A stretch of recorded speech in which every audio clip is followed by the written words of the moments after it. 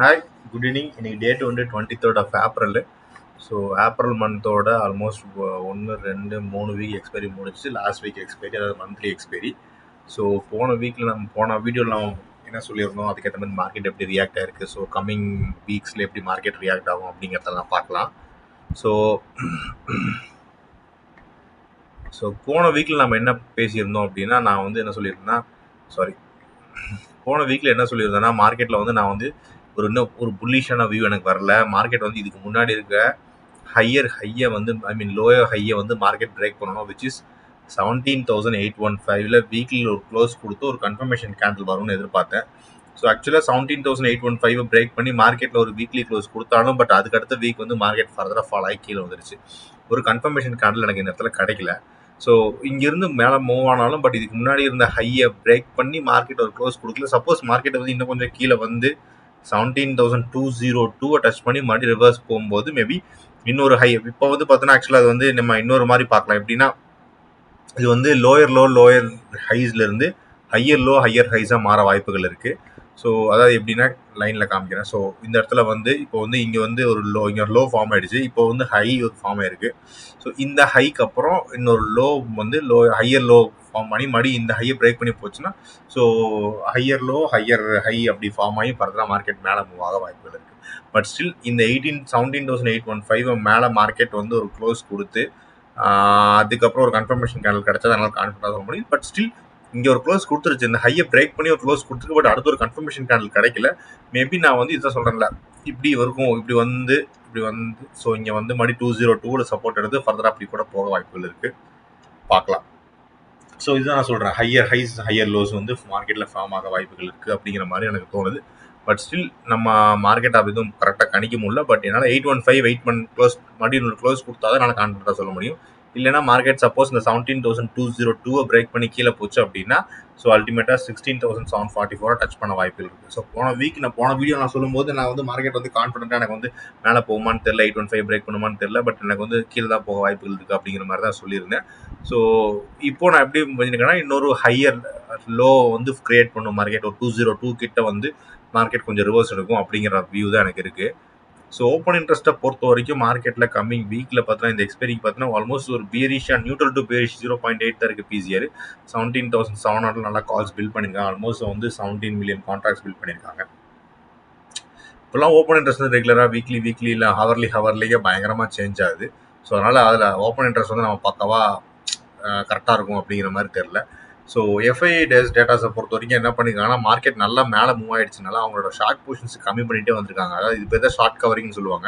So இங்கே பார்த்தோன்னா 106K வந்து ஷார்ட்ஸ் பண்ணியிருக்காங்க ஃபியூச்சர்ஸில். அதுக்கப்புறம் பார்த்தோன்னா 21.8 வந்து ஷார்ட்ஸ் வந்து கம்மி பண்ணியிருக்காங்க. ஷார்ட்ஸ் வைன் பண்ணியிருக்காங்க. அதுதான் நம்ம வந்து ஷார்ட் கவரிங் சொல்கிறோம். ஸோ அவங்க ஷார்ட்ஸை கவர் பண்ண பார்த்தோன்னா அவங்க டோட்டல் வால்யூம் கம்மியாகிட்டே போகுது. அவங்க ஷார்ட்ஸ் எவ்வளோக்கு கம்மி பண்ணுறாங்களோ அவ்வளோக்கு கம்மியாகிட்டே போகுது. இந்த கவர் பண்ணும்போது அவங்க செல் பண்ணதை பை பண்ணும்போது மார்க்கெட் நல்லா மேலே கொண்டு போகுது. மீன்வேல் அவங்க வந்து ஃபியூச்சர்ஸ்லேயும் கொஞ்சம் பை பண்ணியிருந்தாங்க. ஸோ இப்போ ரீசெண்ட் டைமில் அவங்க மறுபடியும் செல்லுக்கு வர ஆரம்பிச்சிட்டாங்க. ஸோ எஃப்ஐஸ் வந்து கேஷில் கொஞ்சம் நல்லா பை பண்ணாங்க. இங்கே ஷார்ட்ஸை கவரும் பண்ணாங்க, அதே மாதிரி எஃப்ஐ கேஷ் மார்க்கெட்லேயே கொஞ்சம் பை பண்ணாங்க. இப்போ ரீசெண்டாக ஆல்மோஸ்ட் என்னிலிருந்து 17th ஆஃப் ஏப்ரல்லேருந்து மறுபடியும் செல் பண்ண ஆரம்பிச்சிட்டாங்க. அதுவும் 21st ஆஃப் ஏப்ரல் நல்லா ஹெவியாகவே செல் பண்ணியிருக்காங்க.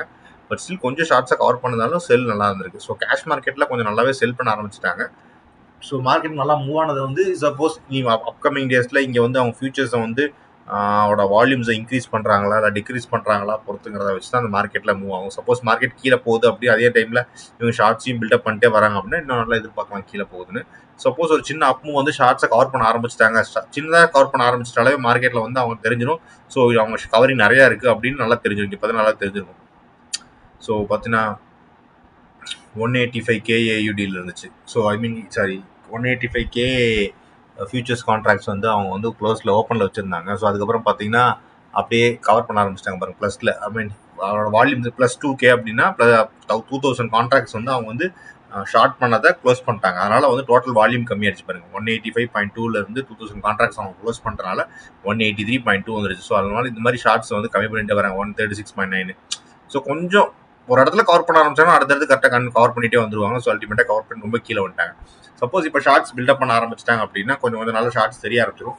ஸோ இந்த இடத்துல பார்த்தா நெகட்டிவ் வந்து -3.1Kங்கிற மாதிரி -10K -4K 6K அப்படின்னு வரும். அப்போ அல்டிமேட்டாக இந்த இடத்துல FIIயோட index futures open interest increase ஆகிட்டே போகும். ஸோ அல்டிமேட்டாக என்ன ஆகும் அப்படின்னா மார்க்கெட்டில் வந்து அவங்க ஷார்ட்ஸ் ஆட் பண்ண ஆரம்பிக்கிறாங்க, ஃபர்தராக மார்க்கெட் கீழே போகும் அப்படின்னு எதிர்பார்க்குறாங்க அப்படிங்கிறத அர்த்தம். ஸோ இதை நான் அப்படி தான் பார்க்குறேன். ஸோ இப்போ ஆல்மோஸ்ட் அவங்க நியூட்ரல் டு பியரிஷில் தான் இருக்காங்க. ஓவராலாக டோட்டலாக ஷார்ட்ஸ் வந்து வச்சிருக்காங்க, பட் ஸ்டில் முன்னாடி வச்சிருந்ததை விட ரொம்ப கம்மி. 196K வால்யூம்ஸ் ஃபியூச்சர்ஸ் வச்சிருந்ததுக்கு இப்போ 31.5 தான் வச்சிருக்காங்க. ஸோ அவங்க வந்து ரொம்ப பியரிஷான வியூவில் இல்லை.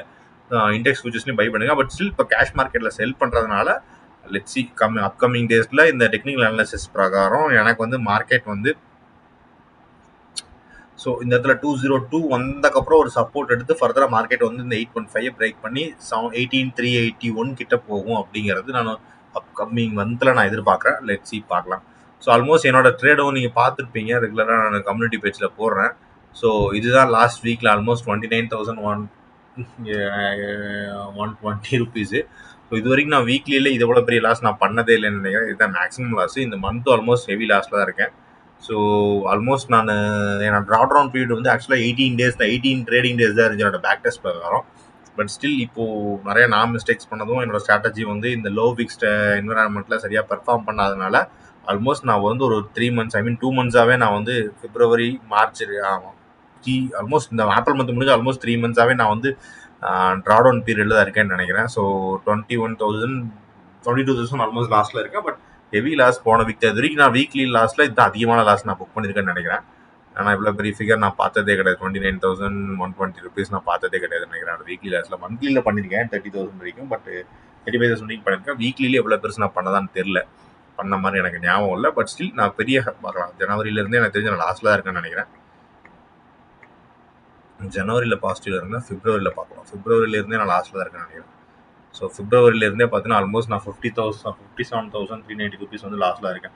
ஆல்மோஸ்ட் மண்டே டியூஸ்டே ட்ரேட்ஸ் தான் நான் ரொம்ப ப்ராஃபிட்லேருந்து லாஸ் எடுத்துகிட்டே இருக்குது.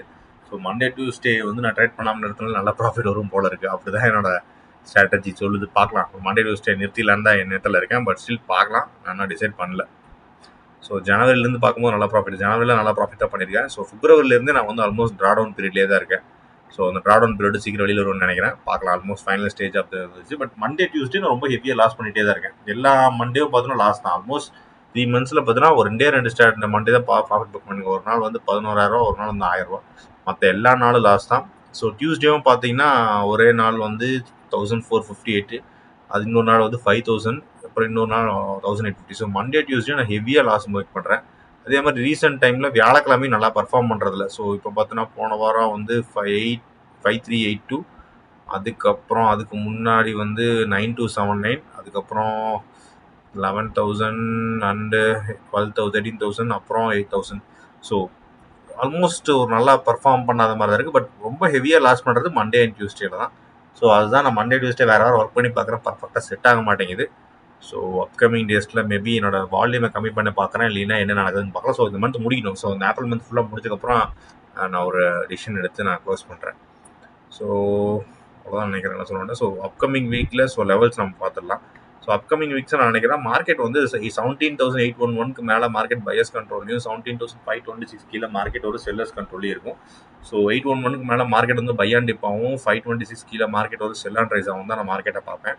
ஸோ இதுக்கு முன்னாடி கொடுத்த லெவல்ஸ் பிரகாரம் 358க்கு மேலே மார்க்கெட் பை அண்ட் டிப்பாக இருக்கும்னு சொல்லியிருந்தேன். ஸோ அல்டிமேட்டாக தெரியும் இந்த இடத்துல பார்த்தீங்கன்னா 358.95 வந்து ஒரு கன்சல்டேஷன் கிட்ட வந்து அதுக்கப்புறம் மார்க்கெட் நல்லா அப் மூவ் கிடச்சிது. எவ்வளோ எந்தெந்த ஃபால் ஆச்சாலும் அது மார்க்கெட் பை பண்ணுவாங்க. கீழே வந்தால் பை, கீழே வந்தால் பை, ஸோ கீழே வந்தால் பை. ஸோ அப்படி தான் இருக்கும் மார்க்கெட்டில். ஸோ 159 கீழே தான் செல் அண்ட் ரைஸ்ன்னு சொல்லியிருந்தேன். ஸோ இங்கே பார்த்தா தெரியும், இங்கே வந்து செல் அப்புறம் ரைஸ் ஆனாலும் செல் ஆகும், மறுபடியும் ரைஸ் ஆனாலும் செல் ஆகும். ஸோ இது வந்து ஒரு இப்படி தான் இந்த லெவல்ஸ் வந்து நான் இது வந்து ப்ரைஸ் ஆக்ஷனு, வால்யூமு, அதுக்கப்புறம் இதுக்கு முன்னாடி ஹிஸ்ட்ரியில் எப்படி ஒர்க் ஆகிருக்கு அப்படிங்கிறது, இந்த லெவல்ஸ் எப்படி பிஹேவ் ஆகிருக்குங்கிற வச்சு தான் இந்த லெவல்ஸ் நான் டிசைட் பண்ணுறேன். ஸோ 17,811க்கு மேலே மார்க்கெட் வந்து ஒரு ஹவர்லி கேண்டில் க்ளோஸ், அதுக்கப்புறம் ஒரு கன்ஃபர்மேஷன் கேண்டில் கிடச்சிச்சு அப்படின்னா மார்க்கெட்டில் வந்து ஒரு பை அண்ட் டிப் மார்க்கெட் ஆகும். ஸோ 526 கீழே மார்க்கெட் வந்து ஒரு ஹவர்லி கேண்டில் க்ளோஸ், அதுக்கப்புறம் ஒரு கன்ஃபர்மேஷன் கேண்டில் ஹவர்லியில் கிடச்சிச்சுன்னா மார்க்கெட் ஒரு செல் அண்ட் ரைஸ் ஆகும் இருக்குன்னு தான் நான் எதிர்பார்க்குறேன். பிட்வீன் 811க்கும் 526க்குள்ளே இருந்தால் மார்க்கெட் ஒரு கன்சால்டேஷன் ஜோன் தான் இருக்கும். ஸோ மேலேயே போவான். 811 கிட்ட ரெசிஸ்டன்ஸ் எடுத்து கீழே போகும். 526.6 வந்து சப்போர்ட் எடுத்து மேலேயும் அப்படியே போயிட்டு இருப்பான். ஏதோ ஒரு பிரேக் பண்ணுச்சுன்னா அந்த பக்கம் ஒரு நல்ல மூவ் இருக்கும். So that's it. So thank you so much for வாட்சிங். Have a nice day. Bye. Bye.